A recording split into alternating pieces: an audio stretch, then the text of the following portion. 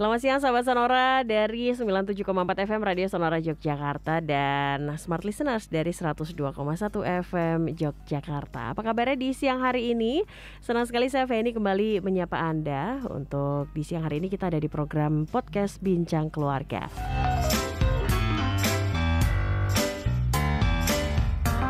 Dan sudah hadir narasumber kami, sahabat Sonora, di kesempatan siang hari ini.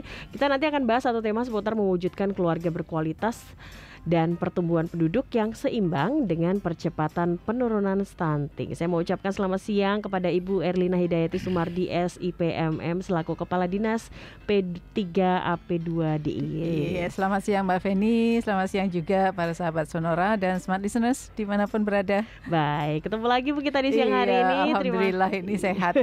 Terima kasih sudah hadir dan ditemani dengan Bapak Insinyur Imam Taufik selaku dari Komisi DPRD DIY. Selamat siang Pak Imam. Selamat siang Mbak Feni dan pendengar Radio Sonora dimanapun berada. Semoga sehat selalu. Amin. Terima kasih Pak sudah hadir di studio juga. Tetap dingin. Tetap dingin. Meskipun cuaca panas. Iya. Oke, dan tentunya kita berharap semua dalam keadaan sehat selalu.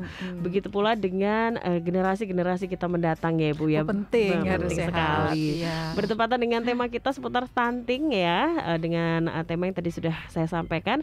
Sahabat Sonora dan juga Smart Listener juga boleh bergabung bersama kami di 081754832000 atau boleh telepon di 557762. Baik Ibu, untuk pembukaan awal dan sekaligus menyapa sahabat Sonora dan juga Smart Listener, mungkin boleh kita singgung dulu apa sih yang dimaksud dengan keluarga beresiko stunting?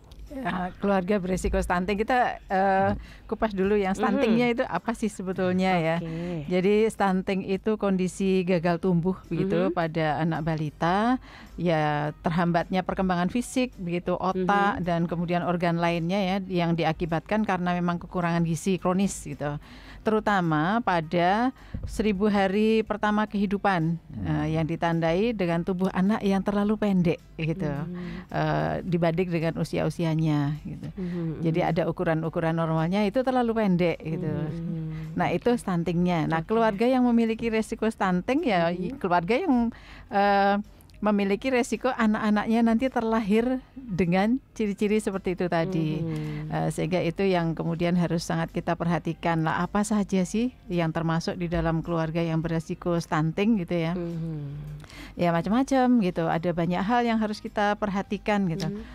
Pertama memang kondisi keluarga yang ini juga bisa terjadi ya di dalam keluarga-keluarga yang miskin gitu, yang kesejahteraannya masih rendah gitu. Misalnya keluarga yang akses sumber air minumnya itu tidak layak gitu ya. Kemudian juga jambannya tidak layak misalnya. Kemudian juga kondisi dari pasangan usia suburnya itu yang masuk di dalam kategori 4 terlalu gitu ya. 4 terlalu. Jadi terlalu muda, terlalu tua gitu, atau terlalu jarak kehamilannya itu dekat gitu ya. Kemudian juga terlalu banyak anak. Nah itu juga masuk di dalam resiko gitu ya, yang nantinya bisa melahirkan anak-anak yang stunting. Kemudian keluarga-keluarga yang dengan kategori-kategori tadi biasanya keluarga yang tidak ikut di dalam kepesertaan KB modern gitu ya, artinya masih dengan KB tradisional, kemudian juga mungkin juga tidak menjadi peserta KB. Nah sehingga anaknya banyak dan sebagainya tadi, atau jarak kelahirannya pendek tadi.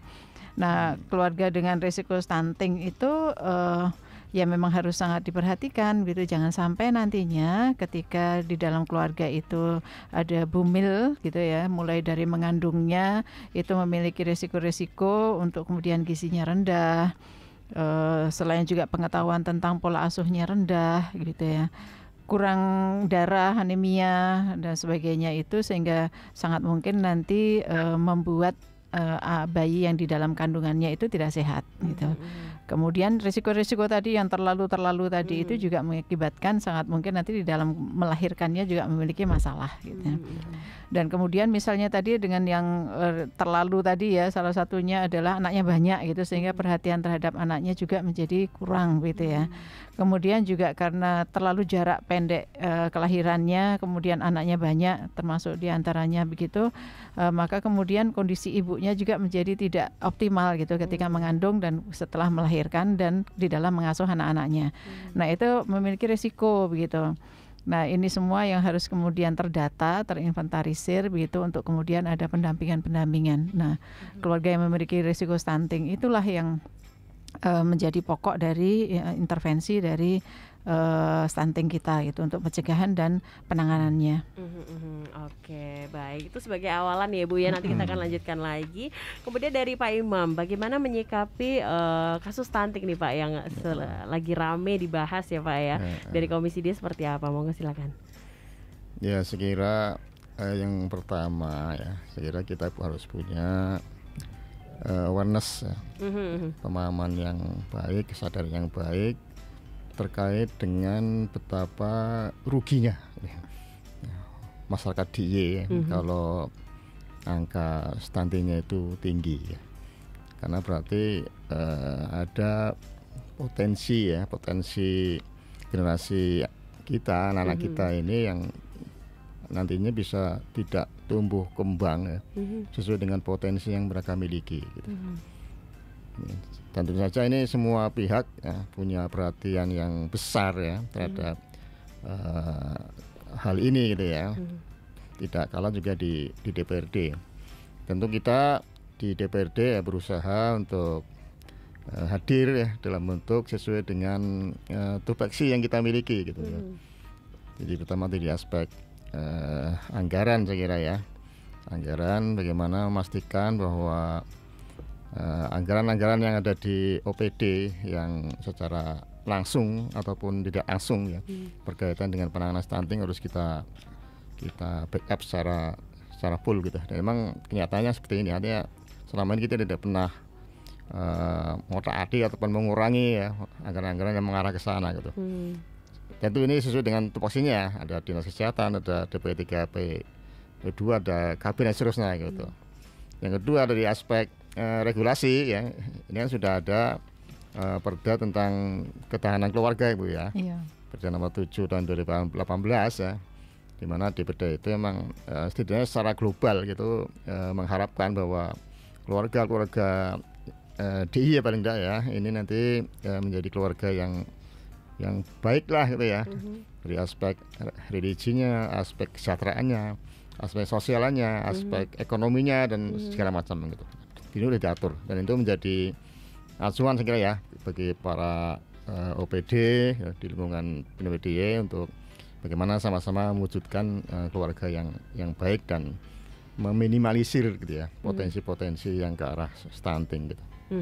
Dan tentunya anak-anak di zaman sekarang ini akan menjadi penerus bangsa ya Pak ya. Maka dari dan itu anak yang tumbuh kembang optimal itu adalah salah satu hak anak. Jadi kewajiban kita. Betul, kewajiban sudah ada undang-undangnya gitu ya. Kalau di daerah itu sudah ada perda pergubnya juga gitu. Sehingga itu menjadi kewajiban gitu untuk melindungi anak supaya salah satunya adalah tidak stunting. Ya. Dan itu menjadi kewajiban keluarga, tadi disampaikan Pak Imam gitu ya. Jadi fungsi-fungsi keluarga gitu ada di dalam perda kita ya. Itu juga harus sangat diperhatikan oleh keluarga gitu. Nah, sebelum membentuk keluarga harusnya mempelajari dulu gitu ya. Apa saja sih yang harus dipersiapkan gitu. Nah, termasuk diantaranya supaya nanti kesiapan fisik, kesiapan mental, kesiapan fisik terutama ya kalau untuk yang stunting tadi itu kemudian bisa tercapai sebelum membentuk keluarga. Sehingga nanti ketika sudah membentuk keluarga, mengandung begitu ya, hamil, itu sudah paham, sudah belajar terlebih dahulu begitu, sudah mempersiapkan fisiknya terlebih dahulu. Meskipun di dalam program pemerintah memang ada persyaratan ya ketika menjadi calon pengantin itu harus memeriksakan fisiknya dulu ke puskesmas gitu ya 3 bulan sebelum menikah gitu, sehingga kemudian tahu kondisi fisiknya seperti apa, terutama yang calon ibu ya. Itu sehingga kalau ada permasalahan kesehatan itu terdeteksi dari awal. Misalnya ternyata kurang darah gitu ya, anemia. Padahal itu nanti membahayakan ketika nanti hamil gitu, setelah berkeluarga dan hamil gitu. Sehingga itu harus diatasi dulu sebelum menikah gitu. Dan masalah kesehatan lainnya gitu. Jadi dari pemeriksaan sebelum menjadi calon pengantin, ketika menjadi calon pengantin tadi itu, nah kemudian diharapkan akan terdeteksi dan kemudian ada solusi-solusi untuk mengatasi sebelum menikah gitu ya. Meskipun itu tidak menjadi syarat untuk kemudian menikah begitu, artinya lalu kalau ternyata nggak sehat atau anemia terus nggak boleh menikah itu boleh, tapi ada saran-saran gitu ya, rekomendasi untuk kemudian masalah-masalahnya itu diatasi dulu gitu supaya nantinya menjadi pasangan yang sehat dan ketika mengandung juga sehat gitu. Dan jangan lupa tadi bahwa ketika mengandung itu ada hak-hak anak yang ada di dalamnya gitu ya, yang wajib dipenuhi oleh semua warga negara tadi gitu, termasuk bumil tadi. Jadi Bu, perlu adanya program nih, program kuliah menjelang pernikahan. Yang komprehensif ya. Masuk pemahaman soal stunting sekarang di situ kan ya. Diawali di situ.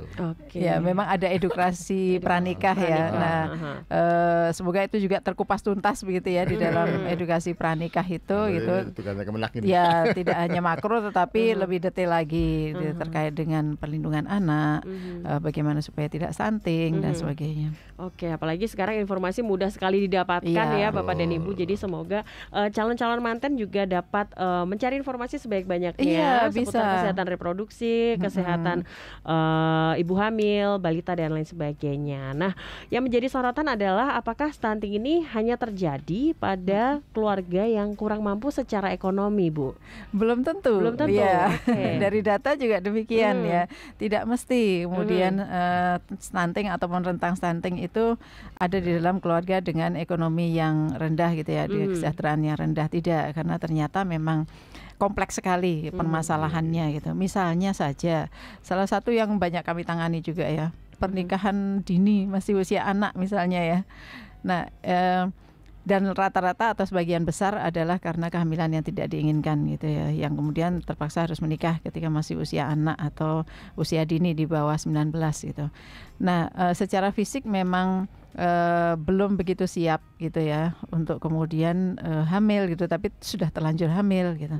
Kemudian secara edukasi juga belum gitu, belum banyak memahami gitu bagaimana caranya memelihara kehamilan dan sebagainya, baik fisik maupun mental, karena kan mental juga berpengaruh ya.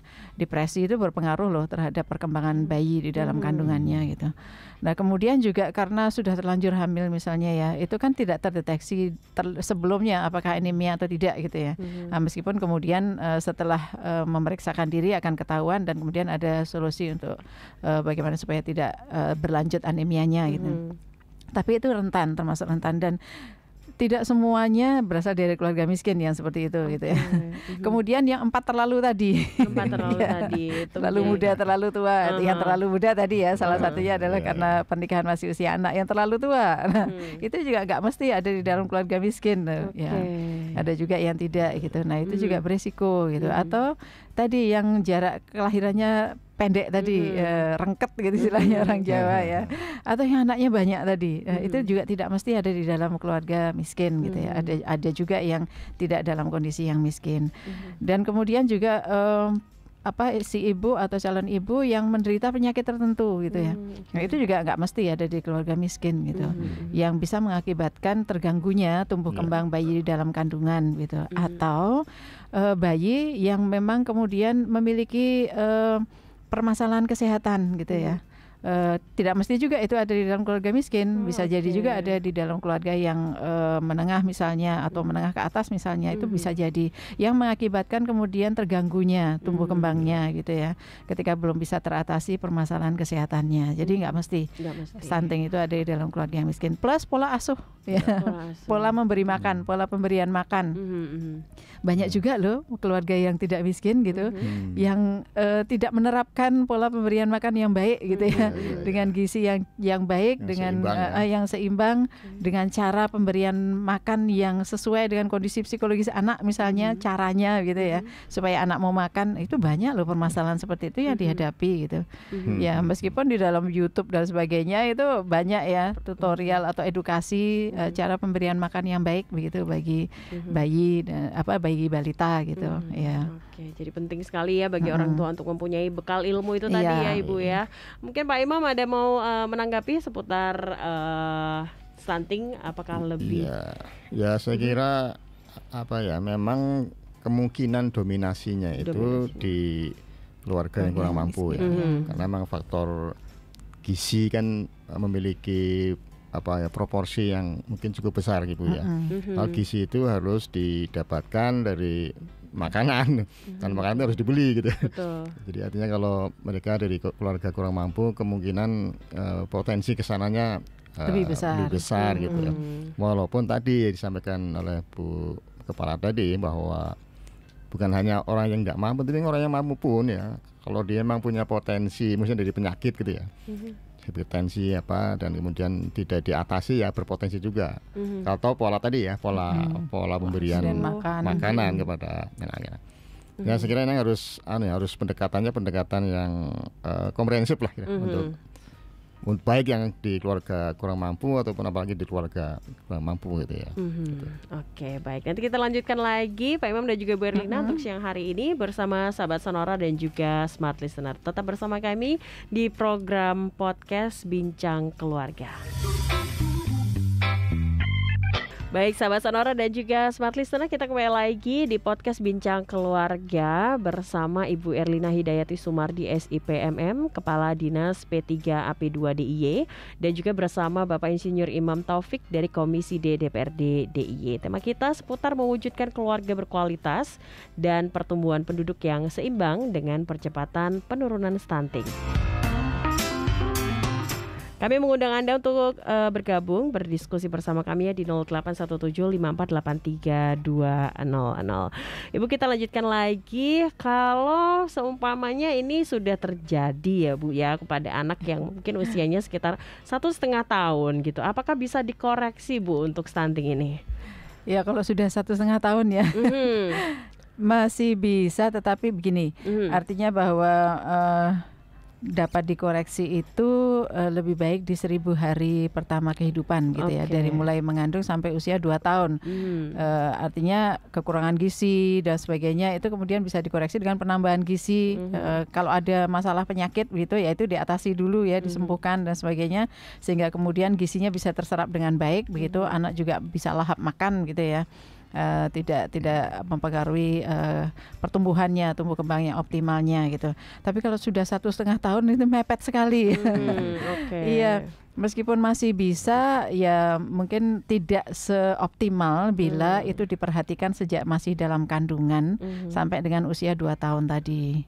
Nah kalau menurut apa yang disampaikan BKKBN itu ya maksimalnya 5 tahun gitu. Tapi paling baik adalah di 1000 hari pertama kehidupan itu, dari sejak masih di dalam kandungan sampai usia 2 tahun tadi. Itu yang paling optimal kalau kita mau mengkoreksi gitu ya. Sementara kalau dari pencegahannya ya mulai dari tadi masa remaja gitu, supaya sehat fisiknya, tidak anemia begitu ya, tidak punya masalah kesehatan begitu. Kemudian ketika menjadi catin tadi diperiksa lagi begitu, supaya menyiapkan kondisi fisiknya sebaik mungkin gitu ya. Kemudian baru menikah dan mengandung dan seterusnya gitu. Itu pencegahannya gitu. Nah selama mengandung juga tidak boleh anemia tadi ya, asupan gizi juga harus bagus gitu, kondisi psikisnya si ibu pun harus bagus gitu, tidak depresi, tidak tertekan dan sebagainya ya, sehingga semuanya optimal dari fisik maupun psikis. Ketika melahirkan juga tidak ada masalah gitu. Dan setelah bayinya lahir juga bisa memberikan ASI eksklusif dan ASI selanjutnya sampai usia 2 tahun itu dengan baik begitu ya. Nah itu semua kemudian bisa mencegah gitu terjadinya stunting pada anak-anak kita itu.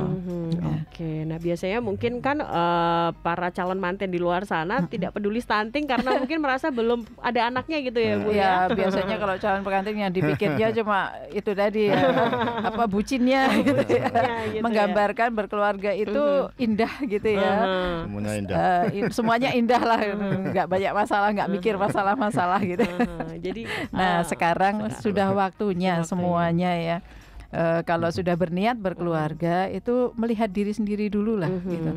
Siap enggak gitu, fisiknya apakah sehat atau tidak gitu, apakah selama ini gizinya bagus atau tidak gitu, apa yang dimakan itu apakah sudah sesuai dengan gizi yang diharapkan gitu atau tidak, apakah kemudian juga sudah melakukan aktivitas fisik untuk menyehatkan tubuh atau tidak gitu, apakah ada penyakit ya, misalnya diabetes atau macam-macam ya, itu atau tidak gitu. Yang jelas memang sangat lebih disarankan dan sangat lebih baik begitu ketika menjadi atau ingin berkeluarga itu dipastikan semuanya mendukung untuk nantinya lanjut setelah berkeluarga tadi itu hamil, melahirkan dengan sehat, bisa mengasuh anaknya dengan sehat, dengan baik karena sudah belajar dulu dan sebagainya gitu.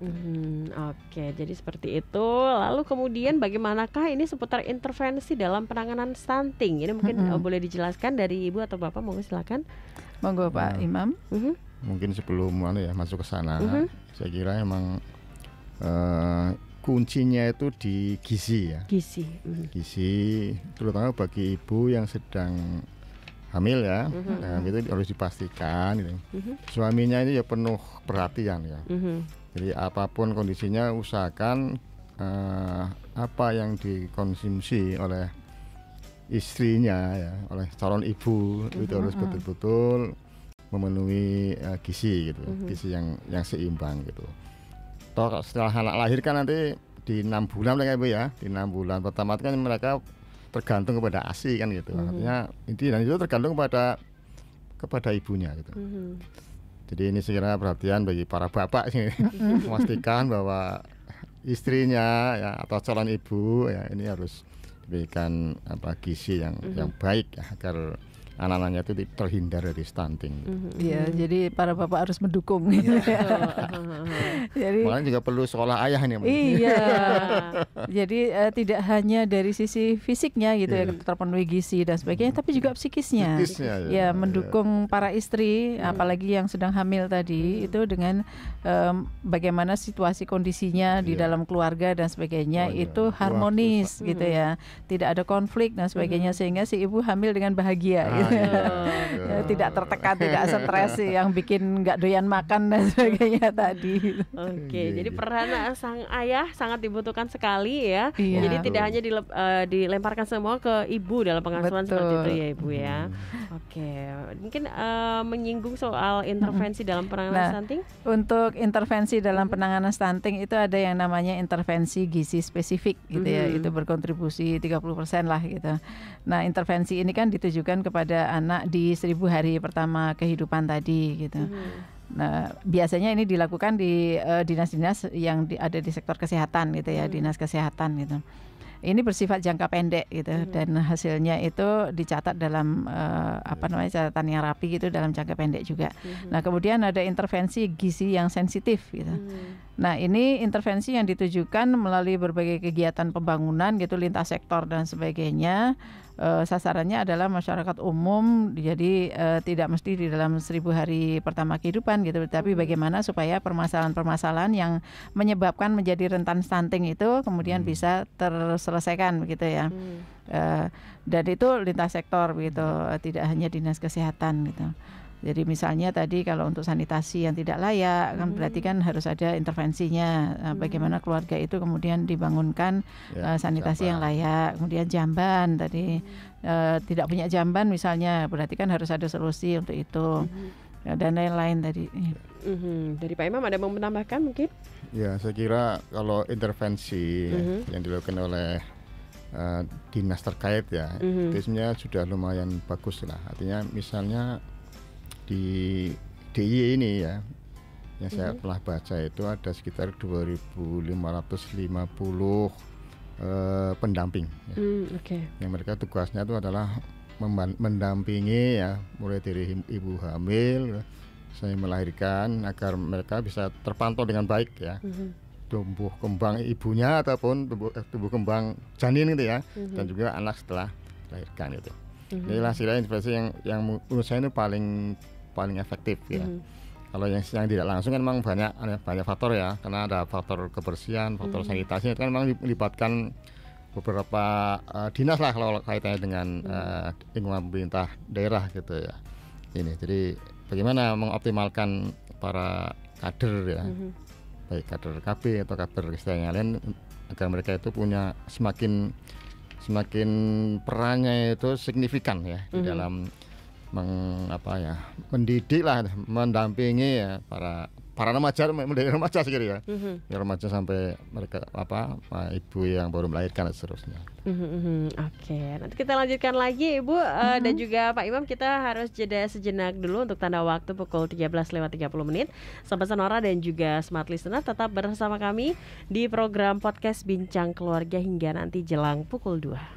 Selamat siang untuk sahabat Sonora dan juga Smart Listeners ya yang baru bergabung bersama kami. Kita ada di program podcast Bincang Keluarga, dan kita masih bicara seputar mewujudkan keluarga berkualitas dan pertumbuhan penduduk yang seimbang dengan percepatan penurunan stunting. Masih bersama Ibu Erlina dan juga Bapak Imam untuk kesempatan siang hari ini, dan kita lanjutkan lagi perbincangan kami sebelum sahabat Sonora juga nanti boleh bergabung ya di 081754832000. Nah, mungkin Ibu boleh cerita sedikit seputar program dari pemerintah, mungkin apa yang dilakukan untuk percepatan penurunan stunting ini, Bu? Ya, pertama seperti tadi yang sudah disampaikan ya, ada intervensi gizi spesifik tadi ya dilakukan di Dinas Kesehatan gitu. Itu juga dalam rangka supaya pada 1000 hari pertama kehidupan itu bayi dan anak-anak tadi itu kemudian bisa terpantau gitu ya perkembangan gizinya, kalau ada penyakitnya dan sebagainya, untuk kemudian diatasi. Nah, itu apalagi didukung dengan banyak petugas-petugas pendamping tadi ya, yang sampai di desa-desa tadi, yang memastikan untuk itu bisa dilakukan dengan baik. Dan kemudian juga layanan kesehatan ya, sampai ke puskesmas tadi itu juga bertanggung jawab terhadap keluarga-keluarga yang memiliki risiko tadi.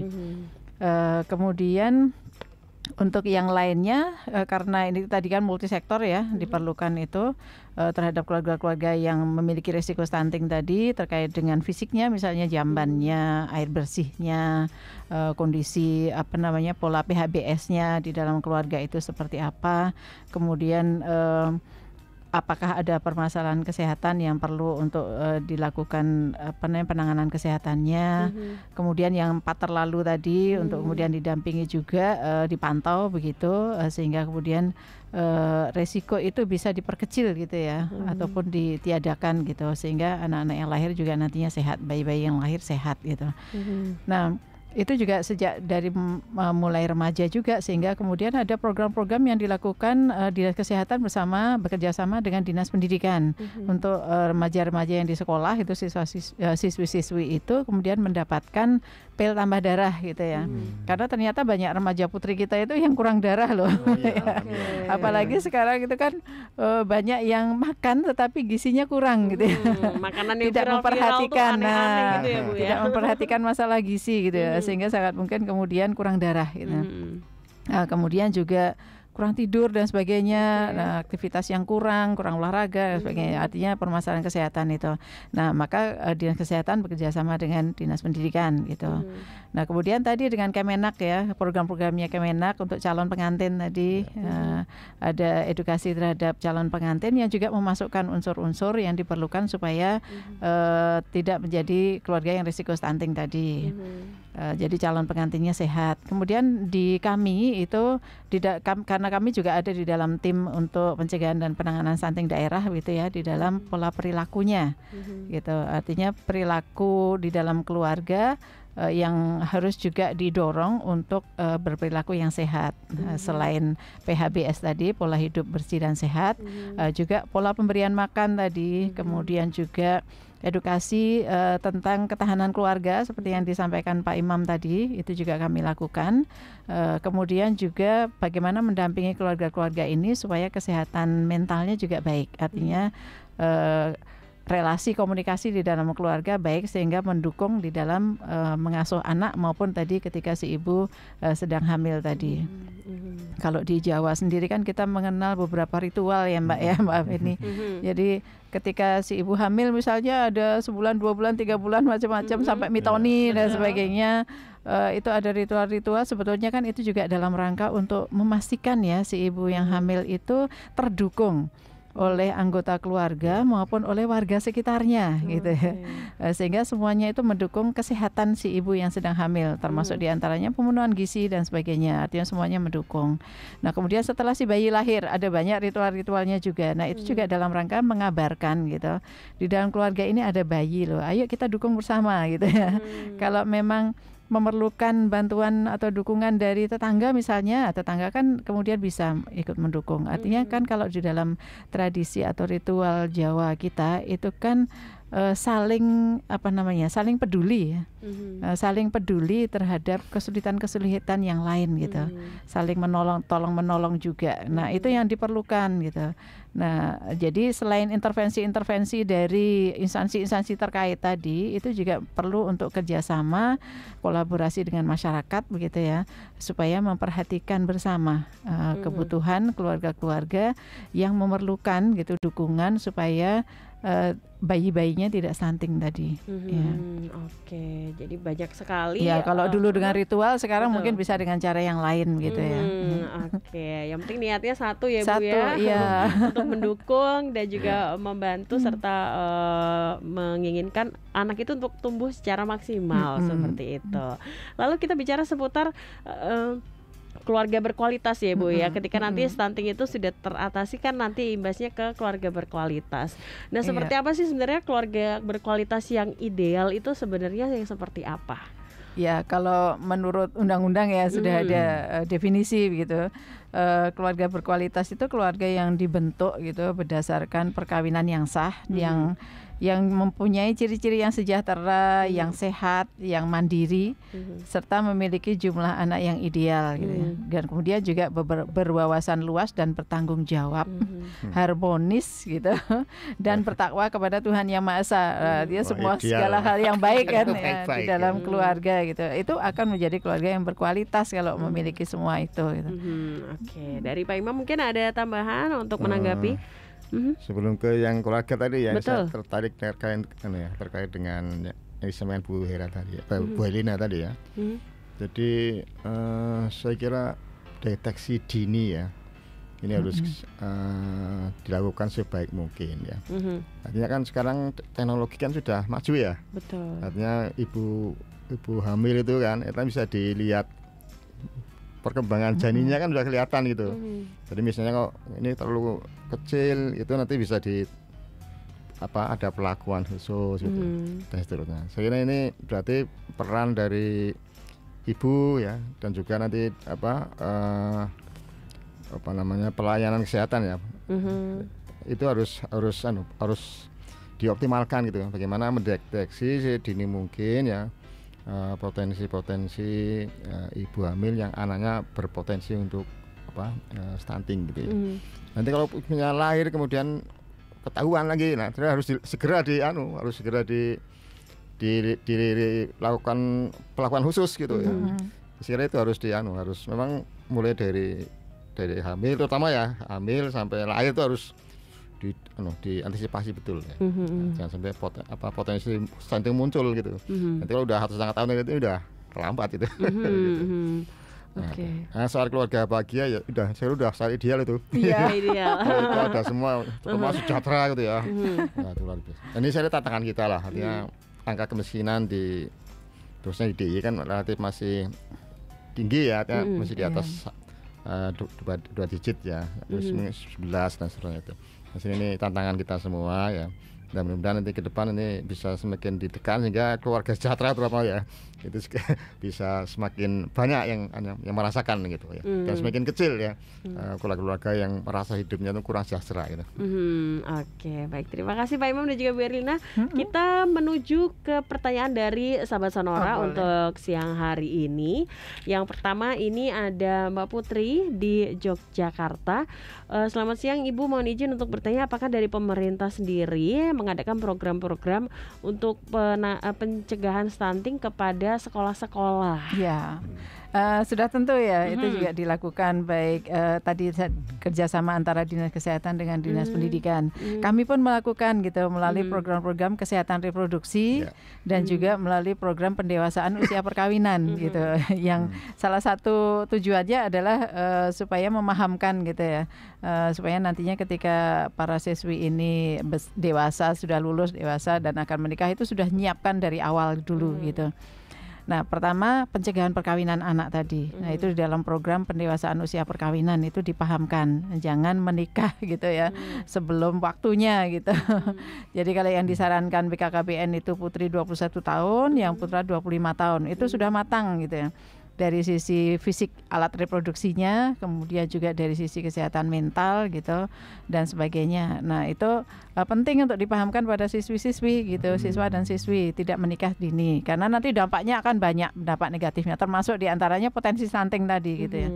Dan kemudian di dalam program Kespro atau kesehatan reproduksi itu yang kami masuk juga ke sekolah-sekolah itu kerjasama dengan Dinas Pendidikan, itu memahamkan tentang kesehatan reproduksi dari siswa dan siswi kita itu ya. Bagaimana alat-alat reproduksinya itu supaya bisa dijaga dengan baik gitu ya, kesehatannya, kemudian tidak disalahgunakan gitu, dan sebagainya tadi ya, semua supaya demi anak-anak kita itu yang masih sekolah itu tumbuh kembangnya optimal gitu. Artinya memahami kesehatan reproduksinya, menjaganya dengan baik gitu ya, dan kemudian optimal di dalam pendidikannya gitu, tidak memikirkan hal-hal yang negatif, yang aneh-aneh gitulah istilahnya, dan jangan melakukan pernikahan dini tadi gitu ya. Gitu. Baik, terima kasih Bu Erlina. Termasuk diantaranya tadi bersama dengan Dinas Kesehatan supaya tidak anemia. Oke, betul. Ada tambahan mungkin dari Pak Imam? Ya, kami di Komisi D itu saya kira membackup penuh ya. Terutama sosialisasi terkait dengan kesehatan reproduksi ya, sampai penundaan usia pernikahan, keluarga dan seterusnya. Seluruh kegiatannya ada di DP3 P2 kita support penuh. Bahkan tahun ini kalau nggak salah kita memberikan anggaran 1,6 Bu ya. 1,6 miliar untuk kegiatan sosialisasi. Betul. Hanya saja memang karena keterbatasan anggaran dan juga mungkin SDM ya, belum semua sekolah. Belum sekolah lagi bisa kita berikan kegiatan itu. Tapi mudah-mudahan ke depan ya, karena ini sangat urgent, saya kira perlu kita support lagi Bu. Jadi anggarannya baik yang langsung ke masyarakat di desa-desa ya, di kelurahan-kelurahan maupun yang ke sekolah tadi. Memang masih banyak sekolah yang belum bisa terintervensi dengan kegiatan itu. Nah, satu lagi Mbak, kami juga di dalam program kesehatan reproduksi tadi juga mengedukasi supaya anak-anak kita itu yang masih sekolah itu tidak melakukan seks bebas gitu. Karena risikonya besar gitu ya. Risiko penyakitnya juga besar gitu, baik itu penyakit menular seksual maupun ancaman HIV/AIDS gitu ya, itu juga besar gitu. Dan jangan coba-coba deh gitu, nggak usah coba-coba. Apalagi yang kemudian tindakan menyimpangnya itu sudah sampai ke seks bebas yang diperjualbelikan misalnya ya. Jadi jangan sampai gitu, karena kan berhubungan dengan siapa itu kan juga tidak ada informasi apakah sehat atau tidak dan sebagainya. Maka kemungkinan tertular itu kan besar sekali. Jadi jangan coba-coba gitu. Seorang yang kita kenal pun belum tentu sehat loh, begitu ya. Jadi nggak usah melakukan aktivitas seksual sebelum menikah. Baik, seperti itu himbauannya sahabat Sonora dan juga smart listener. Kemudian ada lagi pertanyaan dari Ibu Widianto di siang hari ini. Selamat siang Bapak dan Ibu. Apakah dari pemerintah ada program kerja yang konkret untuk memberikan bantuan-bantuan kepada warga-warga yang memiliki angka kemiskinan di bawah standar? Sepertinya mungkin pemberian makanan tambahan untuk anak-anak dan juga ibu hamil. Terima kasih. Iya. Pak Imam atau saya? Jadi melalui posyandu itu juga digulirkan ya, supaya terpantau gitu tumbuh kembang anak, dan kemudian juga ada tambahan gizi yang diberikan ketika setiap kali ke posyandu itu. Kemudian juga bagi warga miskin kan ada beberapa bantuan sosial ya, yang itu juga dalam rangka supaya keluarga itu kemudian bisa lebih sejahtera gitu ya, artinya bisa mengakses gizi yang seimbang juga gitu. Kemudian pemberian telur gitu, telur omega gitu, omega 3 itu yang kerjasama BKKBN dengan Diskop UKM itu, artinya karena pemberian telur ini juga salah satunya supaya bisa memberdayakan UKM juga ya, di bidang peternakan tadi, jadi disalurkannya melalui koperasi juga gitu. Nah itu juga dalam rangka untuk pencegahan stunting gitu terhadap keluarga-keluarga yang berisiko stunting tadi. Nah ada banyak program lainnya lah gitu, pemberian tablet tambah darah dan sebagainya gitu. Sehingga diharapkan nanti yang berisiko stunting ini kemudian benar-benar tidak risikonya itu tidak kemudian melahirkan anak-anak yang stunting gitu. Artinya bisa teratasi. Oke, baik. Terima kasih Bu Erlina. Dari Pak Imam ada yang mau ditambahkan menanggapi pertanyaan barusan? Saya kira dari pemerintah itu sangat banyak ya program-program yang terkait dengan upaya untuk mengurangi beban sebenarnya. Ada program PKH, ada program BLT waktu itu ya. Memang, dan di kabupaten saya kira di kelurahan juga ada program yang membackup kegiatan posyandu, sekarang ada pospindu dan seterusnya. Istilahnya bagian dari upaya pemerintah untuk hadir untuk mengurangi beban masyarakat gitu. Walaupun ya juga diakui di sana masih perlu banyak pembenahan gitu. Jadi program PKH itu pun kan keluarga-keluarga yang ada ibu hamilnya gitu. Ada anak sekolahnya gitu. Artinya supaya tersupport di situ. Jadi alangkah baiknya mungkin bagi masyarakat juga ikut berperan serta ya Bu ya, ikut posyandu, ikut program-program yang dicanangkan oleh lingkungan-lingkungan masing-masing seperti itu ya. Baik, nanti kita lanjutkan lagi Sahabat Sonora dan juga Smart Listener, masih ada pertanyaan yang belum terjawab. Terima kasih atas atensinya dan tetap bersama kami di podcast Bincang Keluarga. Baik Sahabat Sonora dan juga Smart Listener, kita masih di program podcast Bincang Keluarga untuk siang hari ini dan masih melanjutkan pertanyaan dari Sahabat Sonora dan juga Smart Listener yang telah masuk di WhatsApp 0817 548320 untuk siang hari ini. Kita lanjut ya Ibu ya. Ada Mbak Rahma untuk siang hari ini. Selamat siang Ibu, mau tanya, kebetulan saya juga caten tapi belum tahu nikahnya kapan nih. Mau tanya Ibu, untuk pencegahan stunting, apakah calon manten ini juga wajib menjaga diri sejak sebelum menikah? Kebetulan umur saya 25 tahun, tapi saya masih suka sibuk kerja, sibuk sama karir, yang kadang juga lupa menjaga pola makan dan juga pola tidur. Apakah nanti akan berpengaruh nih semisal tahun depan saya dan pasangan menikah, tapi pola hidup masih sama seperti ini karena masih berkomitmen sama-sama untuk bekerja. Iya. Penting ya. Jadi bagus sekali tadi ya Mbak sama Mbak Rahma ya. Mbak Rahma sudah berpikir jauh hari sebelumnya gitu, sebelum menikah gitu. Memang penting sekali gitu. Jadi tujuan menikah itu kan membentuk keluarga yang sejahtera ya, yang harmonis gitu ya. Dan kemudian juga bisa melahirkan anak-anak yang sehat gitu ya. Nah, itu kan harus dipersiapkan jauh sebelumnya gitu. Dan sebetulnya kalau secara aturan kita 3 bulan minimal ya sebelum menjadi calon pengantin gitu, ketika mendaftar dan sebagainya itu kemudian cek kesehatan gitu, sehingga kemudian bisa ketahuan gitu. Tapi cek kesehatan itu pun cek kesehatan yang dasar ya, yang dalam rangka untuk pencegahan stunting tadi gitu, diteliti indeks massa tubuhnya, kemudian kekurangan darah atau tidak, anemia atau tidak tadi, dan lain-lain gitu. Nah, kalau jauh hari sebelumnya seperti Mbak Rahma tadi bagus gitu, memperbaiki pola makan gitu, pola hidup bersih dan sehat tadi itu penting gitu, sehingga kondisi fisiknya itu benar-benar siap gitu ya, ketika menikah dan mengandung gitu, karena penting sekali ya ketika hamil atau mengandung itu kan perkembangan si bayi gitu ya, bayi di dalam kandungan itu kan sangat terpengaruh dengan kondisi ibunya. Betul. Ya, kondisi fisik maupun psikis gitu. Jadi nggak hanya fisik loh, psikis juga terlibat gitu. Nah, sehingga memang harus dipersiapkan jauh sebelumnya gitu. Ada hal-hal yang memang tidak bisa secara instan dirubah gitu ya. Sehingga bagus sekali setahun sebelum menikah sudah memikirkan itu, sehingga kemudian memperhatikan apa saja sih yang harus kemudian diperbaiki gitu ya di dalam pola hidup yang sehat dan bersih tadi gitu. Bagus sekali sudah berpikiran seperti itu. Semoga yang lainnya juga punya pikiran yang sama ya, Mbak ya. Amin. Iya. Oke, jadi sangat berpengaruh, cuman masih bisa diperbaiki ya Bu ya, dengan jangka waktu mungkin kira-kira 1 tahun. Dari Pak Imam mungkin mau menanggapi pertanyaan barusan, silakan. Ya, nyambung penjelasan Bu Helina tadi ya. Jadi kan kesehatan itu ada standarnya ya. Jadi misalnya untuk tensi 120/80, gulanya 120, itu aja sebenarnya itu. Kalau sepanjang sepanjang bahwa angka-angka yang ada di tubuh kita ini sudah memenuhi standar sih, udah standar sehat gitu.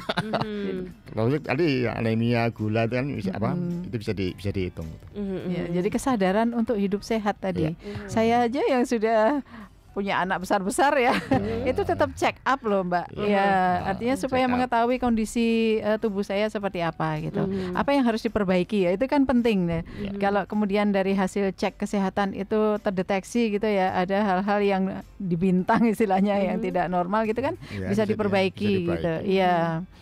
Apalagi yang tadi mau sudah mempersiapkan untuk menikah kan lebih penting, jauh lebih penting kan, seperti itu. Oke, dan diharapkan semua remaja-remaja yang mau menikah juga punya kesadaran yang sama ya Bapak dan Ibu ya. Oke, lalu kemudian sepertinya sudah terjawab semua pertanyaan yang masuk. Lalu kita mungkin kembali lagi berbincang seputar tema di siang hari ini dan menjelang menit-menit terakhir ya Ibu ya. Pertanyaan saya adalah bagaimana percepatan penurunan stunting untuk mewujudkan pertumbuhan penduduk yang seimbang. Ya, jadi kondisi penduduk yang tumbuh seimbang itu penting sekali gitu ya. Itu kita harus perhatikan juga gitu tentang angka fertilitas total gitu, TFR-nya gitu, yang targetnya adalah 2,1 gitu. Artinya 2,1 anak per wanita dan angka reproduksi NRR-nya sebesar 1 gitu. Jadi misi ini kan juga dalam rangka untuk mewujudkan pembangunan yang berwawasan kependudukan. Artinya kita harus memperhatikan gitu kependudukannya seperti apa, dan juga dalam rangka untuk mewujudkan keluarga yang berkualitas tadi, yang bahagia sejahtera gitu. Nah ini kan harus bisa diwujudkan dengan pengendalian penduduk ya, pembangunan berwawasan kependudukan tadi dan keluarga yang berkualitas itu dengan pengendalian penduduk, KB salah satunya, supaya 2,1 tadi bisa tercapai gitu, tidak terlalu banyak gitu, sehingga nanti bisa jomplang rasio antara usia produktif dan tidak produktifnya gitu. Kemudian juga penurunan angka kematian, kemudian mobilitas penduduknya harus dijaga, kemudian pengembangan kualitas penduduknya gitu dari beberapa dimensi gitu. Yang penting adalah nanti kualitas SDM-nya itu tinggi gitu. Dan kemudian seimbang tadi, artinya antara usia produktif dan usia tidak produktifnya seimbang, nggak jomplang, sehingga dependensi rasio atau rasio ketergantungannya itu aman gitu ya. Artinya yang usia produktif masih bisa untuk mengcover gitu untuk yang usia yang tidak produktif. Oke, baik. Dari Pak Imam ada penambahan mungkin, silakan Pak. Ya, saya kira percepatan penurunan stunting itu harus. Sebab kalau angka stunting kita ini semakin kesini semakin tinggi, bahaya. Harus turun ya. Dan untuk DIY kan saat ini sekitar 16,4 Bu ya. Iya, 16,4. Angka prevalensinya, dan diharapkan tahun 2024 ini sudah turun menjadi 14% gitu. Ini saya kira tantangan yang cukup besar dan berat bagi DIY, tapi insya Allah bisa sepanjang semua stakeholder di DIY ini bisa bersinergi ya, bekerjasama untuk upaya-upaya penurunan angka stunting. Bahkan kalau bisa ya sampai titik nol. Iya, amin. Meskipun hampir nggak ada ya Pak ya yang tanpa angka stunting gitu. Okay. Nah, ini juga kita harus perhatikan bonus demografi, Mbak. Ya. Jadi negara kita itu akan mencapai puncak demografinya sekitar 2030. Ya, dan akan berakhir di 2035-an gitu. Nah, kalau kemudian angka stunting kita itu tinggi, itu akan mengakibatkan kualitas SDM yang rendah. Artinya usia produktifnya itu cukup banyak, tetapi SDM-nya rendah, itu kan nantinya tidak bisa mendukung yang usia tidak produktif tadi, lansia dan bayi tadi, anak-anak tadi gitu. Maka usia 15 sampai 64 tahun itu kan penting untuk kemudian merupakan SDM yang berkualitas, bisa bekerja dengan baik, tingkat pendidikannya baik, begitu, sejahtera dan sebagainya, sehingga kemudian bisa mendukung gitu usia yang tidak produktif. Kalau yang usia produktifnya itu banyak tapi SDM-nya rendah gitu kan, jadi masalah, bukan bonus demografi yang menjadi anugerah tapi malah menjadi musibah gitu kan.